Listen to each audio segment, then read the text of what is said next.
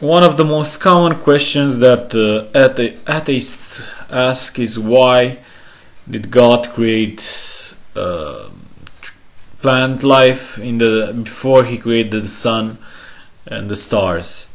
And moreover, how could plant life even survive without the sun and the stars? Now, asking how it can survive, that's a very easy question to ask, because light can exist without the existence of the stars or the sun itself. We can create electric light. There is also light from chemical reaction like phosphorus, and there are all kinds of things that generate light. So asking how can plants survive without light, it's a bit of a bad question, because in fact there was light, and God both created and controlled light. So there is a non-issue here, unless you believe that God is so impotent that He cannot do what human beings can do. Another question that is asked is, as I said, why did He create the plants before He created the sun and the stars? Now, this would not make sense from an evolutionist perspective, but looking the other way around, from the evolution perspective, you have a catch-22. Basically, what's happening is this: you need tree life, you need forests for the weather on Earth to be normal. Basically, without trees, the weather patterns would be too chaotic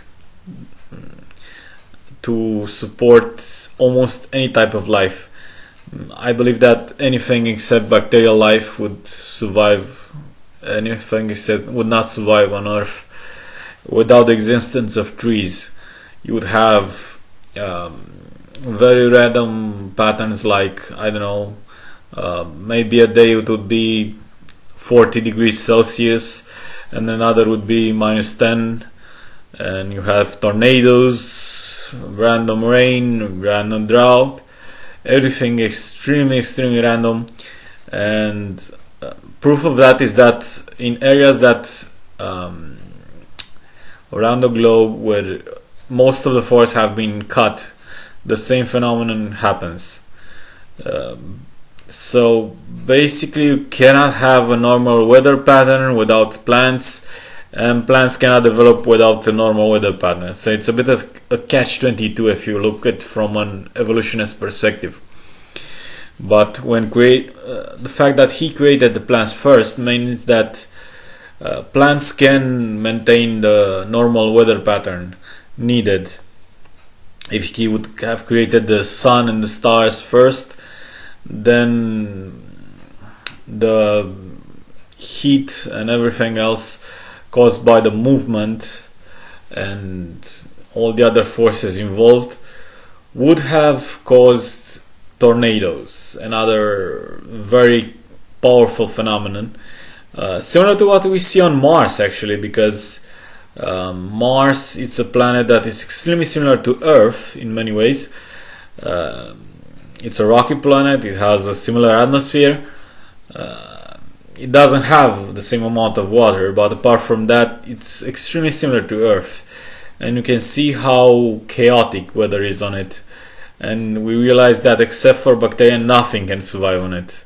Basically, this would be what would happen on Earth if you would have God create the sun and stars before He created plants.